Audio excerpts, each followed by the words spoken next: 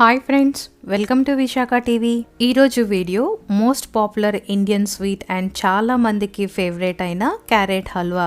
ఈ హల్వాని సింపుల్గా పర్ఫెక్ట్ టేస్ట్తో నోట్లో పెట్టుకుంటే కరిగిపోయేలా ఎలా తయారు చేయాలో చూద్దాం.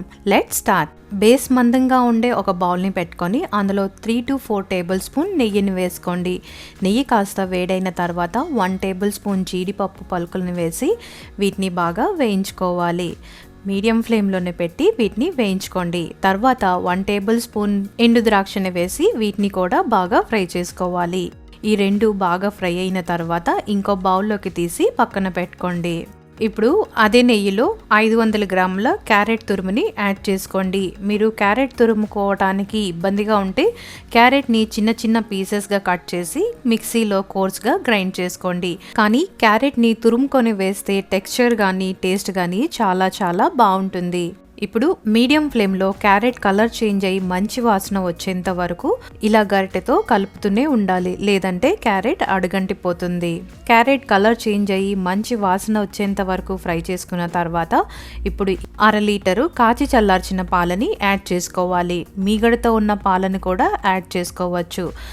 ఇప్పుడు నీట్గా మిక్స్ చేసుకొని ఫ్లేమ్ని మీడియం లోలో అడ్జస్ట్ చేసి క్యారెట్ని ఉడకనివ్వాలి. మీరు పాలకి బదులు వాటర్ని కూడా యూజ్ చేయొచ్చు, కానీ పాలతో చేసే క్యారెట్ హల్వా పక్కా స్వీట్ షాప్లా ఉంటుంది. మధ్య మధ్యలో ఇలా కలుపుతూనే ఉండాలి. పాల క్వాంటిటీ సగానికి అయిన తర్వాత ఇప్పుడు 6 టీ స్పూన్ల షుగర్ని యాడ్ చేసుకోవాలి.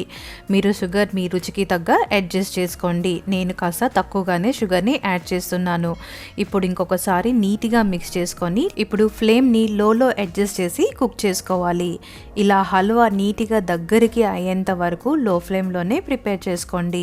మధ్య మధ్యలో ఇలా గరిటెతో కలుపుతూనే ఉండాలి, లేదంటే హల్వా అడుగంటిపోతుంది. పాలన్నీ ఎగిరిపోయి హల్వా కన్సిస్టెన్సీ ఇలా థిక్గా అయిన తర్వాత 1 టీ స్పూన్ యాలకుల పొడి, అలానే మనం ముందుగా ఫ్రై చేసి పెట్టుకున్న డ్రై ఫ్రూట్స్ ని యాడ్ చేసి ఇంకోసారి నీట్గా మిక్స్ చేసుకోవాలి. క్యారెట్ హల్వాని ఎన్నో రకాలుగా ప్రిపేర్ చేసుకోవచ్చు. కొంతమంది పాలకోవాని కూడా వాడుతూ ఉంటారు, కానీ ఈ ప్రాసెస్ లో ఇలా సింపుల్ గా హల్వాని ప్రిపేర్ చేసుకోండి.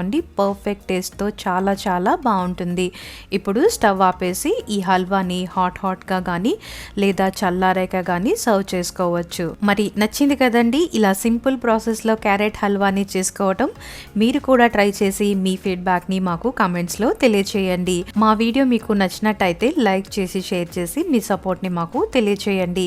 మరెన్నో టేస్టీ అండ్ హెల్దీ రెసిపీస్ కోసం మా ఛానల్ని తప్పక సబ్స్క్రైబ్ చేసుకోండి. Thanks for watching.